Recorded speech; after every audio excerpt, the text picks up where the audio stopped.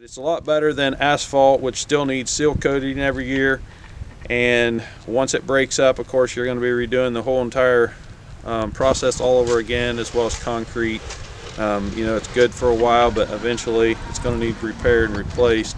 We have a fairly long, probably around a 400 feet long driveway, 14 feet wide at our homestead, and we're very pleased with it. It's been in, we installed that, I believe, in 2000, so we're 20 years down the road here, and I've probably added gravel maybe twice. We're solid. We bring big trucks in for our landscape business all the time, concrete trucks and what have you, and it's held up wonderfully.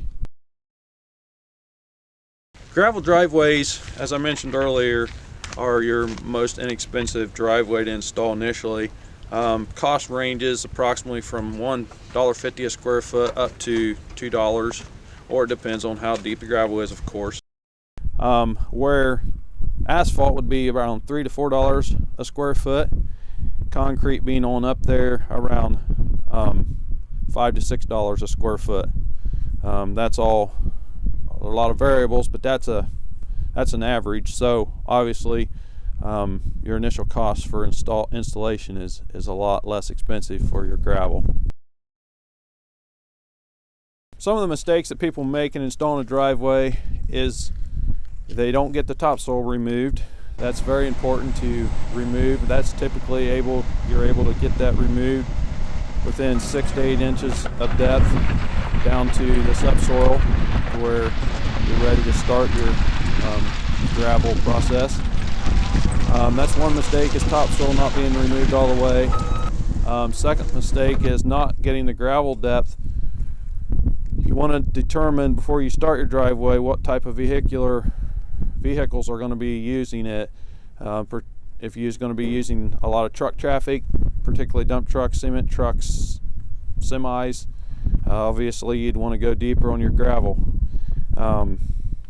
Some people skimp and maybe put 4 inches of gravel down, and obviously that's not going to last. You need at least 6 inches of gravel base. Better to go 8 to 12. So we did test this project here before we started, just to see what the subsoil looked like, to see how deep the topsoil was before we gave an estimate quote for the job, to see how much topsoil was here. So very important. The other factor in making mistakes is not getting the proper compaction once you start your gravel. Very important to get the compaction right. Pack her down good.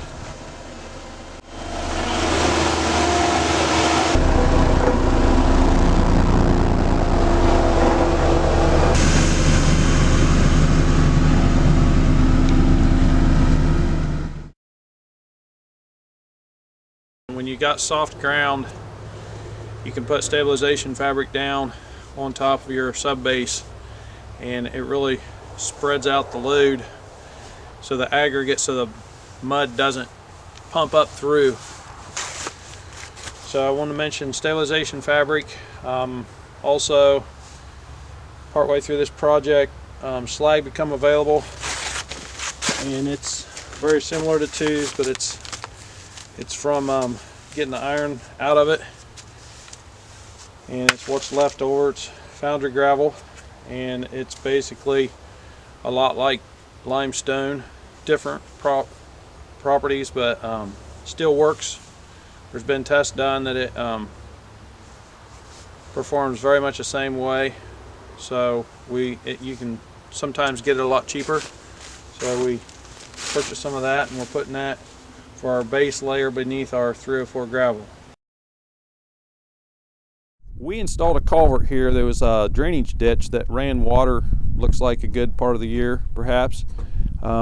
So we dug down, made sure we had fall, and placed that culvert down in the bed of the creek with a 2% fall, and then we are backfilling that with number 2 gravel up close to the level of the lane, and then we're going to top it off with our 304s gravel, which would be 1.5 inches down to dust gravel, and then compact that all in.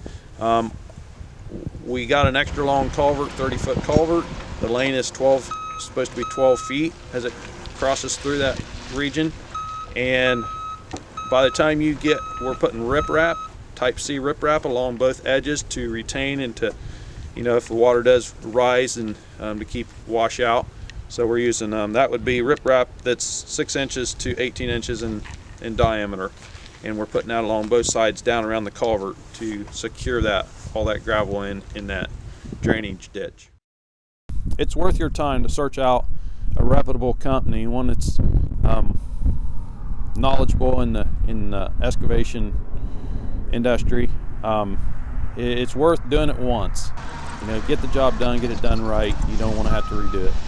So search around, ask others, find that company in your area that is reputable and honest, doing an honest, good job. We're thankful. Ours is a family business. 2 of my sons work with me and a son-in-law, and we have other employees as well. But we're sharing in the work, and it's just good to work with family. So thank you for joining us today. Again, this is Roland Flora with FloraScapes, and we're would be very happy to come out and give you an estimate if you'd have a project that we could handle around the Dayton area. We actually, New Lebanon is our address, and we go about an hour from any direction from that point, maybe a little farther if necessary. So we'd be glad to give you an estimate for landscaping or excavation work, drainage, driveways, as well as your hardscapes, paver patios, general landscaping. Our phone number is 937-313-1187.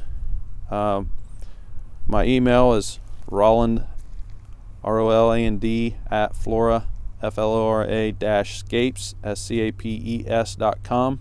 Again, thank you for your time.